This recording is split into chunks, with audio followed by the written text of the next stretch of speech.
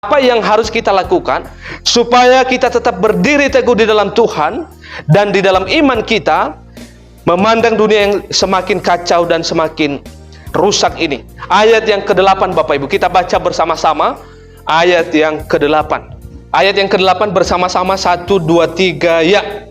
Sadarlah dan berjaga-jagalah, lawanmu si iblis berjalan keliling sama seperti singa yang mengaum dan mencari orang yang dapat ditelannya.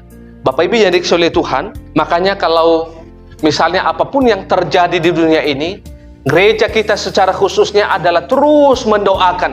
Baik itu misalnya masalah perang, kita terus mendoakan hal demikian. Baik misalnya masalah kejahatan atau kekerasan, gereja kita ini terus mendoakan hal yang demikian.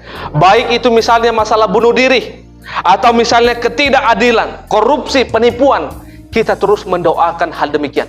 Karena apa? Karena lawan siapa? Si iblis, si jahat. Ayat ke-8 dikatakan bahwa sadarlah dan berjaga-jagalah, lawanmu si iblis berjalan keliling sama seperti singa yang mengaum dan mencari siapa di sana? Mencari orang yang dapat ditelannya. Maka kita perlu berhati-hati, berjaga-jaga. Jangan sampai kita ditelannya oleh si iblis ini.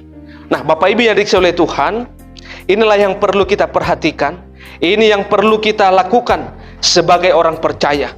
Nah, yang berikutnya Bapak Ibu yang dikasihi oleh Tuhan, apa yang harus kita lakukan? Melihat dunia, memandang dunia semakin kacau ini, yang semakin sulit ini.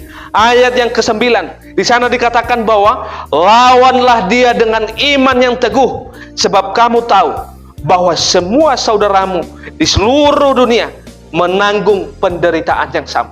Jadi untuk melawan si iblis itu, untuk melawan segala sesuatu hal kekacauan yang disebabkan oleh kejahatan manusia, yang dibaliknya adalah ada pekerjaan iblis, yaitu apa? Di sana lawan dengan iman yang teguh di dalam Tuhan. Nah, itu yang keempat.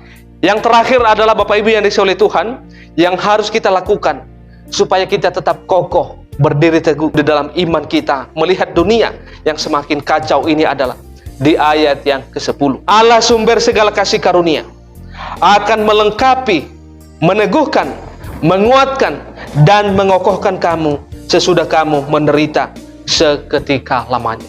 Bapak Ibu yang dikasihi oleh Tuhan, kita jangan takut, jangan khawatir, jangan terlalu gelisah.